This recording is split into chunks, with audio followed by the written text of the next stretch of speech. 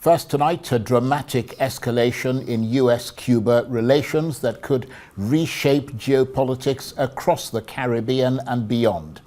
President Trump has formally declared that the government of Cuba poses an unusual and extraordinary threat to US national security and foreign policy, invoking emergency powers to tighten economic pressure on Havana. Under a new executive order, the US can now impose tariffs on any country that directly or indirectly sells or provides oil to Cuba, a move aimed at choking off the island's energy lifelines and isolating its government further. The action comes amid a deepening energy crisis in Cuba, with its historic oil supplies from Venezuela cut off and Mexico under intense diplomatic pressure over continued shipments.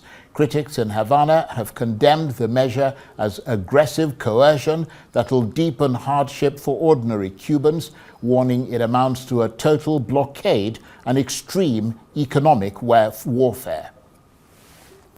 I don't know. The word choke off is awfully tough.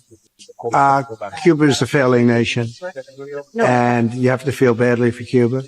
They've treated people very badly. We have a lot of Cuban Americans who really were treated very badly, and they'd probably like to go back. And no, I'm not trying to, but it looks like it's something that's just not going to be able to survive. I think Cuba will not be able to survive. President Trump. Well, for more on this, I'm joined now on the line from Washington, D.C. by Arise special correspondent James Blue. Good to see you, James. So President Trump issues an executive order declaring a national emergency over Cuba and threatening tariffs on any nation that supplies the island with oil. Tell us more about what's going on there. Yeah, good to be with you, Charles. Basically, the U.S. is trying to raise the pressure on Cuba. They have cut off the Venezuelan oil, which was the largest and sort of most profitable and sort of most direct supply of oil to Cuba. That now falls to Mexico, which, as you know, is one of the U.S.'s largest trading partners.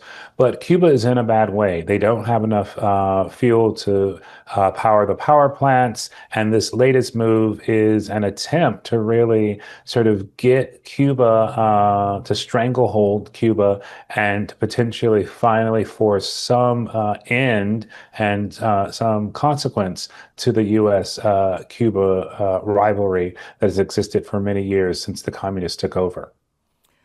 So would you say, James, that this is a significant escalation in Washington's strategy against Cuba? Because, I mean, this will surely isolate the island further economically. Yeah, this is a real ratchet up, because what has happened is that Cuba is now very isolated because it depended so much on the Venezuelan oil. Cuba has ties to China, Russia, Iran, Hezbollah, Hamas, and what the U.S. is trying to do is to loosen those ties and really trying to sort of bring Cuba into a sort of a new phase.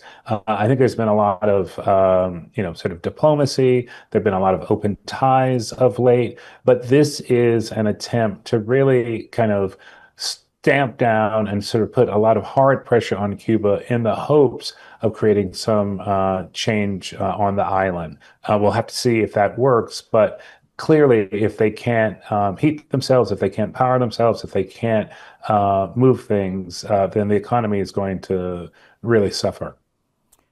Indeed. And as you said, James, this harkens back to Cuba's relationship with Venezuela. And since Nicolas Maduro was captured by the U.S., Cuba has been left scrambling for fuel. So life there is set to get worse for ordinary people, with this warning from Mr. Trump that any country supplying oil to Cuba faces stiff tariffs.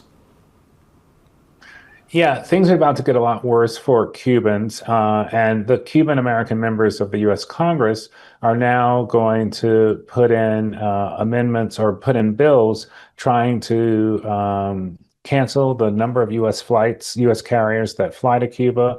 They're going to try to put some stop to the remittances that go into Cuba. And so this is a tightening of the screws. What's not clear is if is there a political process? Is there some type of political off-ramp that would allow the U.S. to sort of pull back and not so harshly impact the economy? We just don't know. We don't know if diplomacy is working. We do know that the Secretary of State is a Cuban American. When President Trump announced the success in Venezuela, he also sort of made a warning, Cuba could be next. And I think we're beginning to see those actions with this executive order. Well, that was going to be my next question, sort of around that very significant point you made just now, because a lot of people are wondering what the ultimate aim of all this is. I mean, because President Trump has urged Cuba to do a deal with Washington, but the terms of that deal don't appear to have been spelled out. No, we don't know what a potential deal is. We don't know what sort of the idea of what Cuba's future could be in terms of what the administration hopes it to be. And I think that's one of the things that will probably be communicated in the coming days.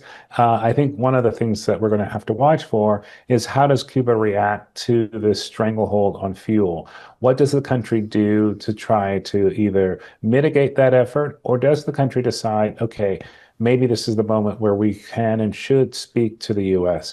I think the demonstration in Venezuela shows the Cubans that the U.S. is willing to do things.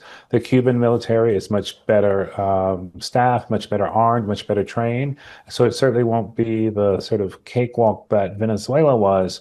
But I certainly think that in these moments, in these coming days, there's going to be a lot of discussions within Cuba, within the United States, and between those two to figure out what might be possible, because Cuba cannot survive if they lose all the oil that appears likely to be lost in the coming days. A very important point you make. So energy is being used as leverage by targeting the countries that supply oil to Cuba at a time when the country is facing innumerable economic challenges. As you said, we'll have to watch and see what impact all this might have on Cuba. But stay with us, James, and let's stay in the US, where it looks like an imminent partial government shutdown has been averted after President Trump said he backed a deal being negotiated by the Senate to pass a financial package.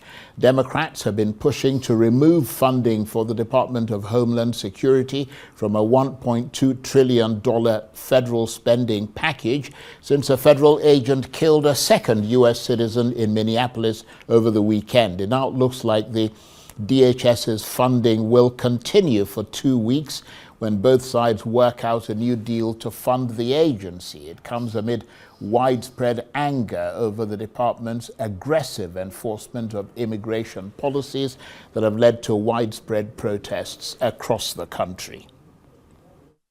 Douglas Herbert. Democrats have said they're prepared to pass 5 of the 6 spending bills immediately, but have drawn a red line on funding.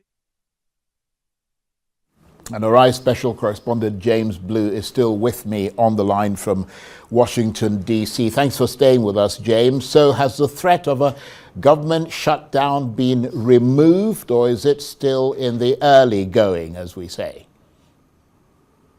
Well, I think the threat of government shutdown has been delayed. And what has happened in the Senate, they have an agreement such that they will approve the budget for most of the departments, with the exception of the Department of Homeland Security. And they're going to work for the next 2 weeks to come up with a framework that will allow the Democrats to vote and support the budget of the Department of Homeland Security. Basically, the Democrats are trying to kind of use this budget crisis as a way to kind of set out the tactics that DHS will be able to use.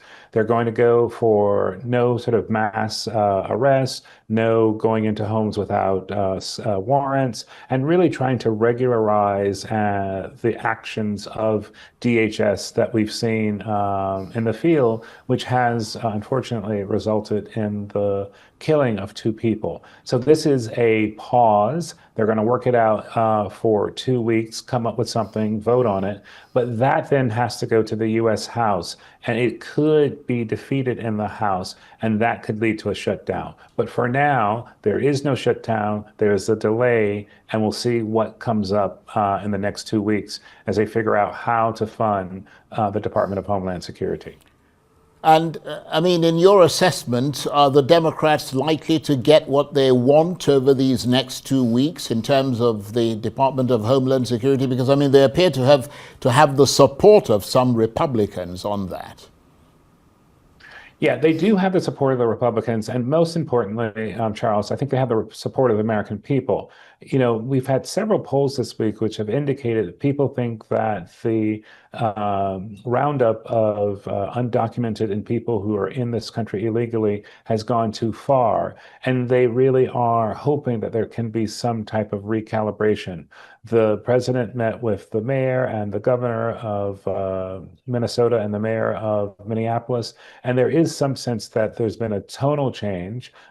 We haven't necessarily seen the change on the ground, but I think this moment where the entire country is looking at this issue and really quite dismayed with sort of the actions of these DHS agents, I do believe that the Democrats, with Republicans on board, will be able to make some changes. You've even had President Trump speak about some of the concerns he's had. They're now investigating some of these killings. And so I think things have shifted enough that the Democrats will be able to get some of those guarantees into the legislation that will allow the department to be funded.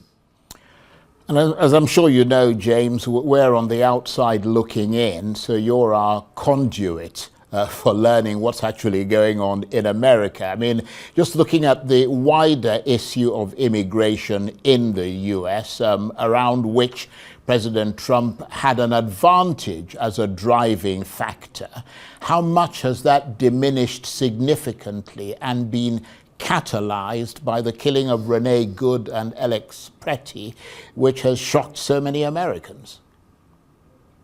Yeah, Charles, immigration remains a big issue, and the Trump administration has successfully closed and sealed the border in the southern end.